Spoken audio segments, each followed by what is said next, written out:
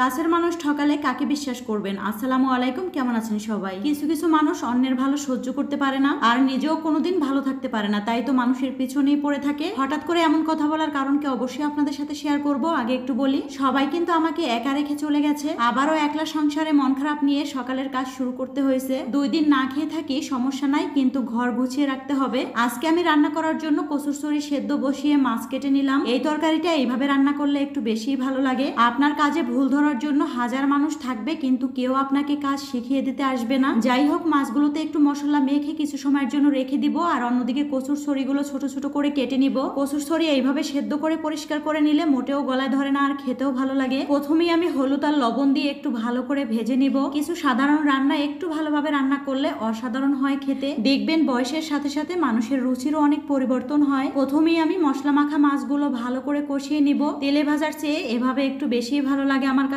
পরিমাণ মতো পানি দিয়ে ভেজে রাখা কচুর ছড়িগুলো দিয়ে দিলাম। দেখবেন আমরা যারা শহরে থাকি, পরিবারের মানুষ পেলে খুবই আনন্দ লাগে, আবার যখন চলে যায় খুবই কষ্ট হয়। মাঝে মাঝে ভাবি কেন আসছিল, না আসলেই তো হইতো।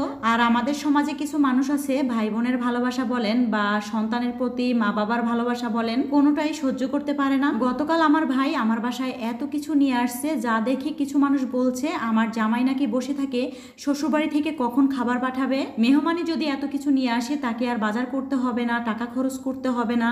ভাই বোনের ভালোবাসা কি এটাও বুঝেন না? বোনের বাসায় ভাই আসছে, তার তো মন চাবে বোনে যা পছন্দ করে সবকিছু নিয়ে আসতে। যেমনটা আমি বোন, আমারও তো মন চায় ভাইয়ের বাড়িতে গেলে ভাইয়ের পছন্দ মতো সবকিছু নিয়ে যাই। সবচেয়ে বেশি কষ্ট পেয়েছি একটা কথায়, কেউ একজন বলছে আমার বাসায় আমার ভাই এসেছে, এখন আমার বাসায় পড়ে থাকবে আর যাবে না, সে নাকি ভাত কাপড়ের অভাবে আমাদের কাছে আসছে। আমি সবসময় বলি আপনাদের সুন্দর সুন্দর কমেন্টস আমার কাছে ভালো লাগে, কিন্তু মাঝে মধ্যে এইসব দেখলে একটু তো মন খারাপ হয়। আজকে আমি এত কিছু রান্না করতাম না, খুব সকালবেলা আমার ভাই চলে গেছে, তখন আমি ঘুমেছিলাম, আমাকে ঘুম থেকে উঠায় নাই। এর একটাই কারণ, রাতে আমরা একটু ঘুমাইছিলাম না, আর আমি তো না ঘুমাতে পারলে একেবারেই অসুস্থ হয়ে যাই। যাই হোক, আর আমি যে একা আছি এটা শুনে আন্টি চলে আসছে, মিনহাজের আম্মু। গতকালকে রান্না করা খাবার আছে, এগুলো একটু গরম করে নিতে হবে। আজকে বিশেষ করে আন্টির জন্যই রান্না করছি, তা না হইলে আজকে রান্নাই করতাম না। একটা মানুষ যে কিনা আমার অসুস্থতার কথা শুনলে বা মন খারাপের কথা শুনলে সাথে সাথে চলে আসে। আগে তো আমাদের পাশাপাশি বাসা ছিল, সবসময় আসা যাওয়া করতো, কিন্তু এখন আমাদের বাসা একটু দূরে হয়ে যাওয়ার কারণে ওইভাবে এখন আর আসতেও পারে না।